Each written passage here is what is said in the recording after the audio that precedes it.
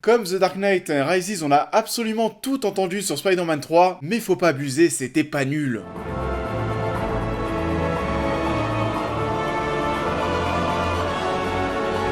Bonjour à tous, on se retrouve ce week-end pour parler de Spider-Man 3. Après les critiques du premier volet et du second volet qui sont sortis cette semaine, vous avez été aussi beaucoup à me demander de faire des critiques sur les Amazing Spider-Man. Je vous le dis, le confinement a été rallongé, on va avoir du temps, ça arrivera la semaine prochaine. Donc, pour ceux qui découvrent la chaîne, je vous invite à vous abonner, d'activer la cloche, et aujourd'hui, on parle de Spider-Man 3. Spider-Man 3 est le dernier film de la trilogie de Sam Raimi sorti en 2007. Alors que Peter Parker a enfin réussi à concilier vie amoureuse et vie super-héroïque, de nombreuses menaces vont pointer le bout de leur nez, dont une qui va impacter sa santé mentale. Bon, il est généreux ce film, on va essayer d'être le plus concis possible, je sais que vous attendez mon avis sur ce Spider-Man. Alors déjà oui, dans un premier temps, c'est le vilain petit canard de la saga, c'est celui qui a reçu un accueil critique bien moins bon que les deux films précédents. C'est aussi celui qui a une prod bien plus compliquée à gérer que les deux premiers volets. Mais même avec tout ça, Spider-Man 3, je l'aime bien. Donc, de là à dire que c'est naze, j'ai toujours trouvé que c'était un petit peu abusé vu ce que ça arrivait à proposer en termes d'émotion, en termes de mise en scène. Parce que vraiment, si c'est naze, il y a bien 90% des films du MCU, mais qu'on peut directement enterrer, voire même aussi une bonne partie des films de l'univers DC Comics. Spider-Man 3, alors, déjà avec quelles ambitions a débarqué ce troisième volet?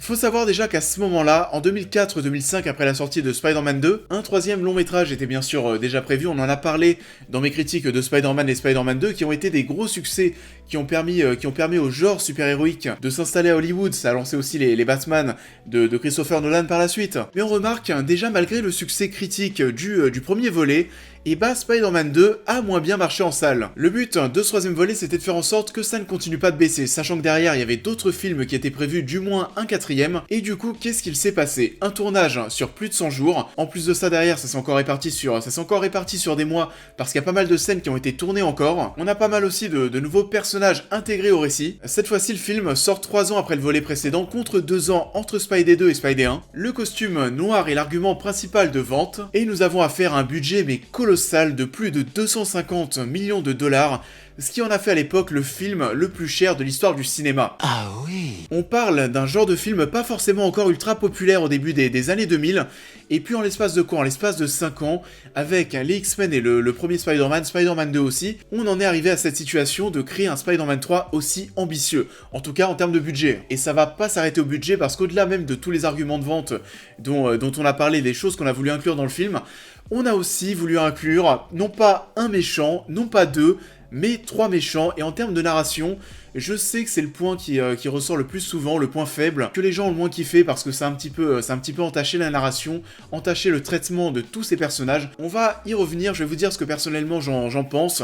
Pour conclure d'ailleurs avec cette partie box-office, Spider-Man 3, vous le voyez, est celui qui a réalisé le plus gros score en salle. Alors déjà, faut savoir, et vous le savez, Venom ne devait pas être dans le film, c'était pas la volonté de Sam Raimi, l'homme sable était lui bien prévu bien sûr, et l'objectif, voilà, en fait le postulat de base, c'était de faire en sorte de créer un méchant qui paraisse plus humain que Peter Parker, donc que Peter se remette en question sur son aspect super-héroïque. En gros, faire un truc du style que le vilain est plus humain que Spider-Man, et c'était pas une idée dégueulasse. On va parler des 3 méchants. J'aime bien l'homme sable déjà dans un premier temps, je trouve qu'ils ont vraiment réussi à créer un personnage très humain, très sensible comme il souhaitait le faire. En plus de ça, il va jouir d'une scène magnifique pour sa création.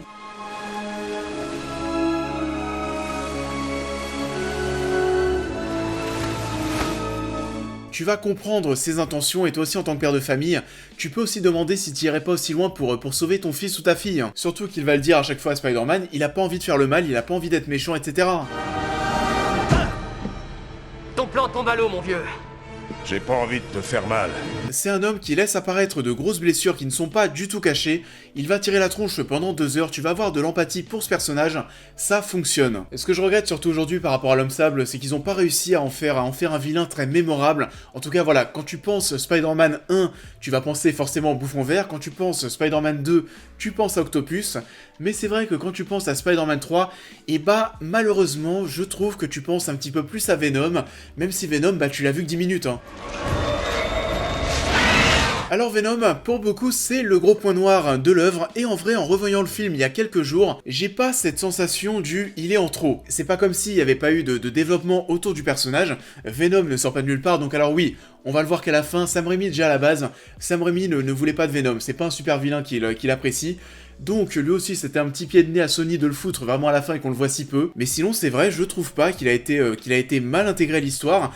Ce qui a été frustrant, je pense, pour les spectateurs, parce que oui, c'est Venom, et le fait que ce soit Venom, le fait de le voir si peu à la fin, ça a ce côté très frustrant. Mais sinon, en soi, là, on parle de désir de fan, mais en termes de traitement et de cohérence dans l'œuvre, Venom, c'est pas une idée absurde, hein.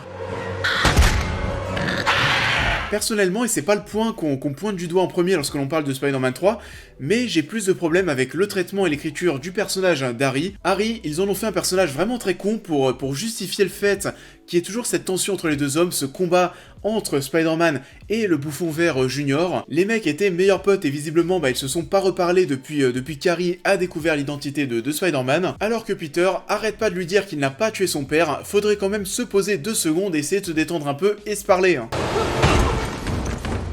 Il faut que tu me crois. Je n'ai pas tué ton père. C'est lui qui essaie de me tuer. Enfin merde, mais allez boire une bière, écoute déjà ce qu'il a à dire. Tais-toi. Bobby était mort. Et c'est pas tout, parce qu'il y en a un qui sait que Spider-Man n'a pas tué Norman Osborn et qui va se taire pendant des semaines, des mois peut-être, son putain de majordome. Il a fallu attendre le fait qu'Harry soit devenu taré, qu'il se soit fait salement amocher pour ouvrir sa gueule. Mais il n'y a aucun doute possible. Il s'est tué lui-même. Donc oui, c'est vrai, pour conclure avec cette partie sur les méchants, j'ai pas forcément de problème avec l'homme sable, pas forcément de problème avec Venom, j'en ai bien plus avec le personnage d'Harry. C'est celui pour lequel on va retrouver certaines facilités scénaristiques qui lui permettent d'exister dans ce film. Mais sinon, si on me pose la question, est-ce qu'il y avait trop de méchants dans Spider-Man 3 ? J'aurais quand même tendance à dire oui, parce que je trouve que tout le côté, le postulat de base, ce qu'on voulait faire avec Spider-Man, qui devait paraître moins humain que l'homme sable, et bah tout ça, je trouve qu'on passe un petit peu à côté, certainement parce que ça va se faire bouffer par tous ces personnages, et on parle même au-delà de tout ça, on parle de 3 vilains, 3 méchants, mais à vrai dire, j'en vois plutôt 4, et le dernier c'est même pour moi le méchant principal de Spider-Man 3, c'est Peter Parker lui-même. Les affiches sont très parlantes d'ailleurs, celle du premier film mettant en avant Spider-Man escaladant un mur, qui rappelle bien sûr cette scène, c'est un film sur la découverte des pouvoirs de Peter. L'affiche de Spider-Man 2 nous montre l'homme entre sa vie héroïque avec son costume de Spidey, et sa vie perso, celle qu'il désire, avec le personnage de Mary Jane qui apparaît. Et l'affiche de ce 3e volet dévoile sa part la plus sombre, certainement l'ennemi de l'œuvre, c'est un film sur ça. Parlons de Peter justement. Alors, pour ce 3e volet, pour une fois, comparativement aux 2 films précédents, ça commence bien. Les gens l'aiment, c'est la star de la ville, il file le parfait amour avec Mary Jane. Stanley lui tape même la discute pour l'un de ses caméos que je préfère. Vous savez, je pense qu'une personne peut faire la différence. Tout est dit. Et c'est un Peter Parker qui va commencer à prendre la confiance, qui va devenir un peu égoïste, qui va rapporter beaucoup de choses à sa petite personne. Je parle en connaissance de cause. Spider-Man est critiqué à longueur de temps. Tu es en train de parler de toi. On parle de moi. C'est un peu bizarre de le retrouver comme ça, parce qu'il y a des moments où tu te dis que voilà, c'est pas le même Peter Parker que les 2 premiers films, il y a un petit décalage. Il y a aussi des passages où tu te dis, mais alors vraiment qu'il est très con. Qu'est-ce que vous attendez? Faites-moi un smack. Oh, elle est avec moi en science. D'ailleurs, c'est pas là où elle brille le plus. Je ne suis pas très fan de la première heure du film. En fait, tout ce qui va se passer avant qu'il ait son costume noir, ça raconte pas grand chose, il n'y a pas de grande thématique qui se dégage. On est là pour le coup, mais vraiment dans un film de divertissement. On va avoir pas mal de scènes d'action, et d'ailleurs oui, Spider-Man 3, c'est peut-être pour ça aussi que beaucoup de personnes le préfèrent aux 2 premiers films. C'est celui où on va voir le plus de scènes d'action et de très loin. Tout va commencer à se lancer à partir du moment où le symbiote va enfin se réveiller et servir à quelque chose, au moment où il va avoir son costume noir avec aussi cette scène très stylée. En parallèle, il va aussi découvrir que finalement c'est Flint Marko qui a tué son oncle. Et donc voilà, tout ça, je le répète, c'est à l'heure de film. La séquence de combat final va débuter vers 1h50, 1h45. Donc en gros, on a simplement 45 minutes pour montrer la folie de l'homme. 45 minutes sur 2h20, c'est pas non plus la partie majeure, mais heureusement, ils y sont pas allés de main morte. On va avoir Peter qui va vouloir se venger auprès de Flint pour son oncle, se venger d'Harry pour Mary Jane, se venger de Brock pour son taf, et se venger de Mary Jane avec Gwen Stacy. Enfin, un semblant de Gwen Stacy, parce qu'on sait très bien, vous et moi, que Gwen Stacy, il y en a eu qu'une seule. Et du coup oui, ce basculement vers le côté obscur, il faut en parler.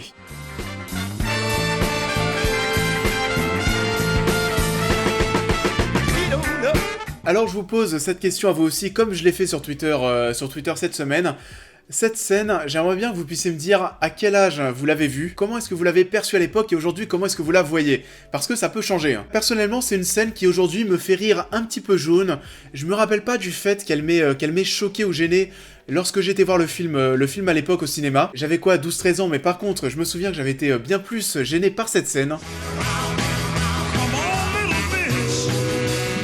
En fait, toute cette partie, on va pouvoir faire un parallèle avec la scène dont je vous parlais dans ma critique de Spider-Man 2, cette scène qui a été coupée au montage, qui est présente dans la version longue où on va voir Jonah Jameson avec le costume de Spider-Man. Je vous disais que c'était une scène que je trouvais très sympa, qui était amusante, mais un peu hors contexte par rapport à la tonalité du film. Et là, en fait, je pense un petit peu la même chose.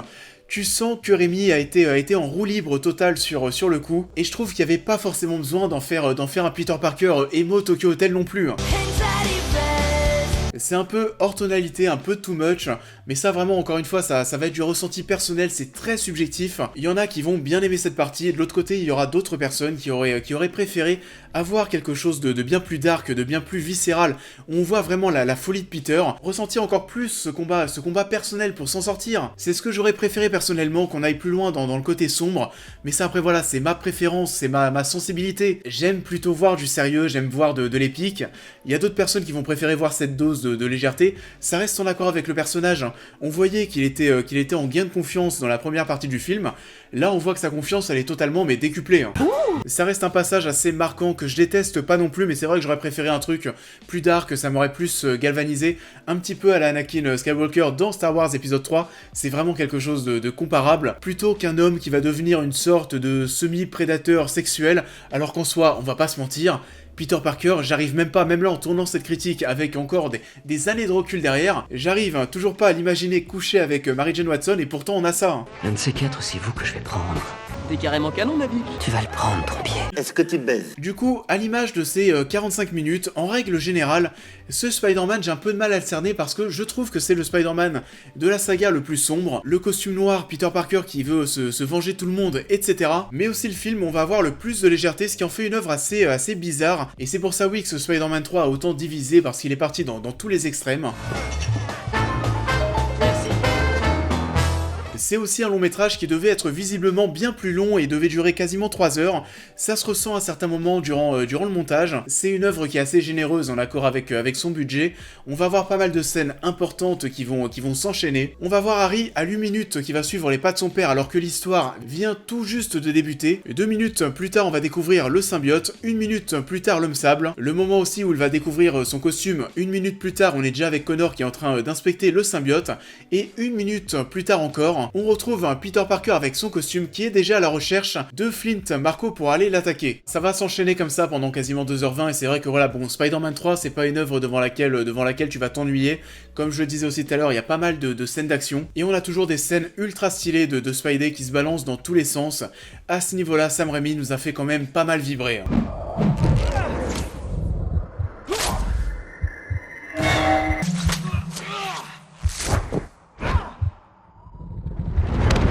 Le final a de la gueule, encore une fois, en termes d'émotion, et je pense que vous êtes beaucoup à aimer Spider-Man 3 par rapport à tout ce qu'on va voir. Oui, c'est très épique. Tout ce qu'on va voir aussi autour de la mort d'Harry, qui est très dramatique.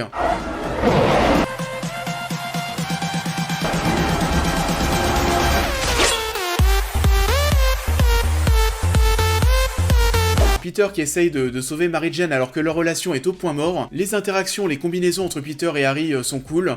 J'aime bien le fait que Peter excuse Flint pour la mort de son oncle, même si encore une fois je trouve que ça aurait pu être encore plus fort si la dualité entre l'homme sable et Peter Parker avait vraiment été le cœur du film, tout comme le bouffon vert et Octopus, Venom et Eddie Brock se suicident.